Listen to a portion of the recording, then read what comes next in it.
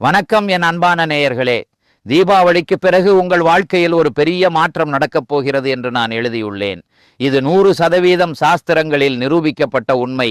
தீபாவளிக்கு பிறகு உங்கள் ஜாதகத்தில் உருவாகப் போகிறது. அந்த மாற்றங்கள் என்ன என்பதை உங்களுக்கு தெரிவிக்கப் போகிறேன். இது இந்த தீபாவளியை உங்களுக்கு மிகவும் விசேஷமானதாக மாற்றப் போகிறது. இந்த தேவகுரு பிரகஸ்பதி யார்?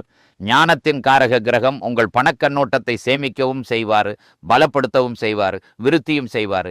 நிதி நிலைமையில ஏதாவது ஒரு பெரிய முடிவை எடுக்கிற யோசனை உங்களுக்கு இருந்தால் அக்டோபர் 18ஆம் தேதிக்கு பிறகு உங்களுக்கு இதைவிட சிறந்த நேரம் இருக்க முடியாது.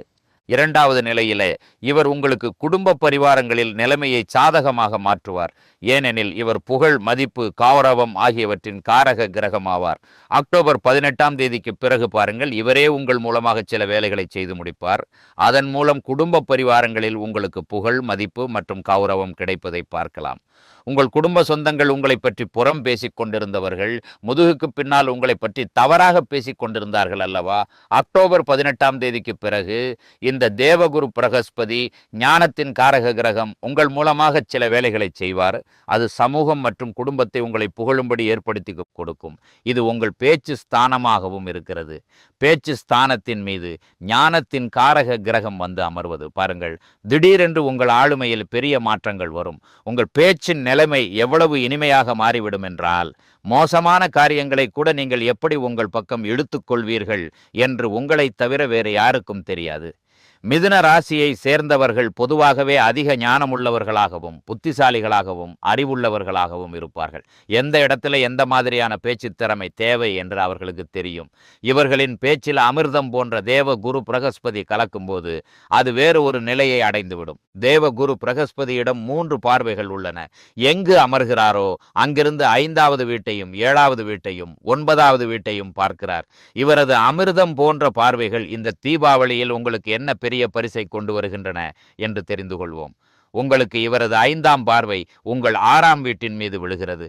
6ஆம் வீட்டின் மீது தேவகுரு பிரகஸ்பதியின் பார்வை உங்களுக்கு என்ன பெரிய மாற்றங்களை கொண்டு வருகிறது?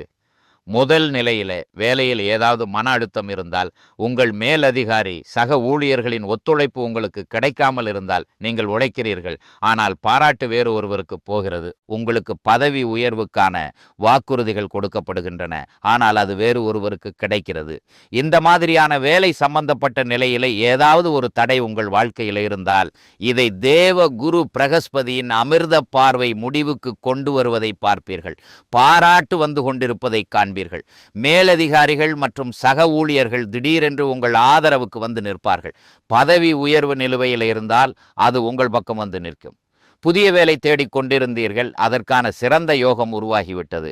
அத்துடன் ஆரோக்கிய ரீதியான நிலையில் ஏதாவது ஒரு பிரச்சனை இருந்தால் அதையும் இவர் முடிவுக்கு கொண்டு வருவார். ஏதாவது கடன் அல்லது லோன் நிலை உருவாகி அதிலிருந்து எப்படி வெளியே வருவது என்று புரியாமல் இருந்தால், தேவ குரு பிரகஸ்பதியின் நிலைமையை, இந்த பிரச்சனையில இருந்து வெளியே வரும் சூழ்நிலையை ஒரு அழகான விதத்தில் உங்களுக்கு உருவாக்கி தரப்போகிறது.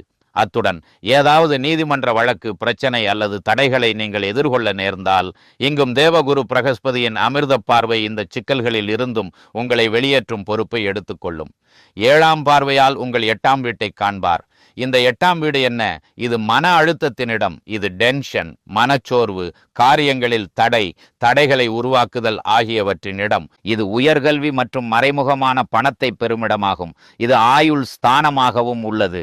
இந்த இடத்தில் தேவகுரு பிரகஸ்பதியின் சுபத்துவமான உச்ச நிலையிலான பார்வையின் யோகம் செல்லும் போது, இந்த தீபாவளிக்கு பிறகு உங்களுக்கு கிடைக்கப் போகிற முதல் பெரிய நிவாரணம் என்னவென்றால், உங்கள் வாழ்க்கையில் நடந்து கொண்டிருக்கும் மன அழுத்தம், டென்ஷன், மனச்சோர்வு, காரியங்களில் தடைகள் அனைத்தும் முடிவுக்கு வரும்.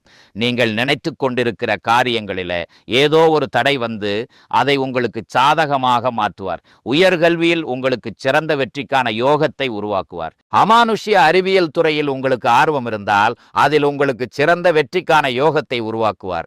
மிகவும் அழகான விதத்தில் உங்கள் ஆளுமையை மகிழ்ச்சியான மனநிலையில் மாற்றுவார். மேலும் மன அழுத்தம் என்ற மூட்டையை தீபாவளி அன்று வீட்டை சுத்தம் செய்யும் போது வெளியே எறிவது போல உங்களின் எதிர்மறையான எண்ணங்களை வெளியே எறியும் நிலைமையை தேவகுரு பிரகஸ்பதி உங்களுக்கு உருவாக்கப் போகிறார். 9ஆம் பார்வையால் கர்மஸ்தானத்தின் மீது பார்வை செல்லும் போது உச்சநிலை குரு தன் சொந்த வீட்டை காண்பதால் இதைவிட சிறந்த யோகம் உங்களுக்கு உருவாக முடியாது. தற்போது வேலை இல்லை என்றால் உங்கள் விண்ணப்பத்தை தயார் செய்து கொள்ளுங்கள். புதிய வேலைக்கான யோகம் உருவாகி வரும். பதவி உயர்வுக்கான யோகம் உருவாகி வரும். மிகவும் அழகான விதத்தில் உங்களை ஒரு படி மேலே ஏற்றித்தான் செல்வார். தேவ குரு பிரகஸ்பதி வியாபாரம் செய்கிறீர்கள் என்றால் வியாபாரத்தில் உங்களுக்கு மிகவும் சிறந்த யோகத்தை உருவாக்குவார். உங்களுக்கு ஏதாவது ஒரு புதிய ஒப்பந்தம் கிடைக்கும், ஏதாவது ஒரு புதிய ஆர்டர் கிடைக்கும். உங்கள் வியாபாரத்தில் வளர்ச்சியை கொடுக்கிற நிலைக்கான யோகம் உருவாகும். உங்க பணம் எங்காவது சிக்கியிருந்தால் அது உங்க கைக்கு வந்து சேரும். இந்த மாதிரியான வியாபார கண்ணோட்டங்களின் நிலைகளிலும் மிகவும் அழகான விதத்தில் உங்களுக்கு லாபம் தரும் யோகத்தை உருவாக்கப் போகிறார். இவர் உங்கள் 7ஆம் வீட்டுக்கு அதிபதியாகவும் இருக்கிறார். 7ஆம் வீட்டின் நிலைமையில் கூட்டாண்மையில் உங்களுக்கு சிறந்த லாபத்தை தருவார். அன்றாட வேலைகளில் வளர்ச்சியை கொடுக்கும் நிலைக்கான யோகத்தை உருவாக்குவார். உங்கள் துணையுடன், உங்கள் வாழ்க்கை துணையுடன் உங்கள் உறவுகள் மிகவும் இனிமையாக மாறுவதை பார்ப்பீர்கள். நீங்கள் அவர்களுடன் நல்ல நேரத்தை செலவிடுவீர்கள்.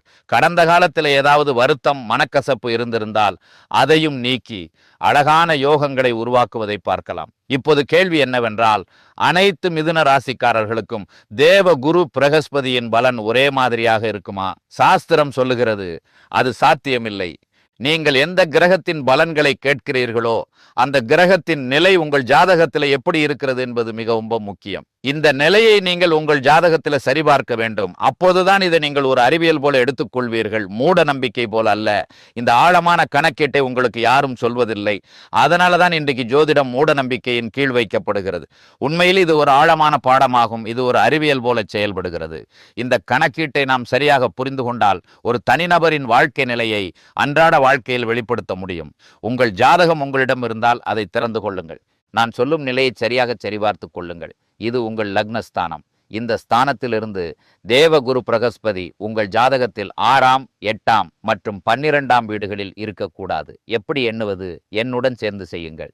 உங்கள் ஜாதகத்தில் லக்னத்தில் இருந்து 1, 2, 3, 4, 5, 6 இது உங்கள் 6ஆம் வீடு. 7, 8 இது உங்கள் 8ஆம் வீடு. 9, 10, 11, 12 இது உங்கள் 12ஆம் வீடு. லக்னத்திலிருந்து 6ஆம், 8ஆம், 12ஆம் வீடுகளில் தேவகுரு பிரகஸ்பதி இருக்கக்கூடாது. இதை ஒரு உதாரணத்துடன் புரிந்து கொள்ளுங்கள். உங்கள் வாழ்க்கையில நீங்கள் பெரிதும் மதிக்கும் மரியாதைக்குரிய ஒருவர் இருக்கிறாரு. அவரை பார்த்தவுடனே உங்கள் கால் தொட்டு வணங்க வேண்டும் என்று தோன்றும். ஆனால் அதே நபர் ஒரு தவறான இடத்திலே, உதாரணமாக ஒரு மதுக்கடையில் நிற்பதை கண்டால் நீங்கள் ஓடிச் சென்று அவர் காலை தொட மனம் வருமா? அந்த இடம் அவருக்கு தகுதியானது அல்ல. மேலும் அவர் ஒருபோதும் உங்களுக்கு சுப பலன்களை கொடுக்க முடிவதில்லை.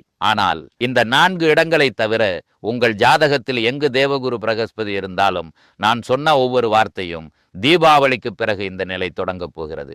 இது 100% உங்கள் வாழ்க்கையில உண்மையாகவே நடக்கும். மேலும் தீபாவளி அன்று தேவகுரு பிரகஸ்பதி உங்களுக்கு ஒரு பெரிய பரிசை அளித்துதான் செல்வார். ஓம் குருவே நமஹ் என்ற மந்திரத்தை உச்சரிப்பது, விஷ்ணு சஹஸ்ரநாம பாடலை படிப்பது அல்லது கேட்பது, இவற்றில் எது சாத்தியமோ அதை பின்பற்றுங்கள். தேவகுரு பிரகஸ்பதி ஒரு நல்ல இடத்தில் இருந்தால் வியாழக்கிழமை அன்று எவ்வளவு முடியுமோ அவ்வளவு மஞ்சள் நிற பொருட்களை சாப்பிடுங்கள். மிகப்பெரிய நல்ல பலன்களை காணலாம். மேலும் இது உங்களுக்கு மிகவும் அழகான விதத்தில் செயல்படுவதை காணலாம். இந்த தீபாவளி உங்களுக்கு மிகவும் மங்களகரமாக அமையட்டும்.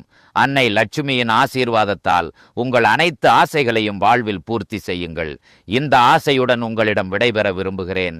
நாளை மீண்டும் ஒரு புதிய தகவலுடன் உங்கள் முன் வருவேன். அதுவரை வணக்கம்.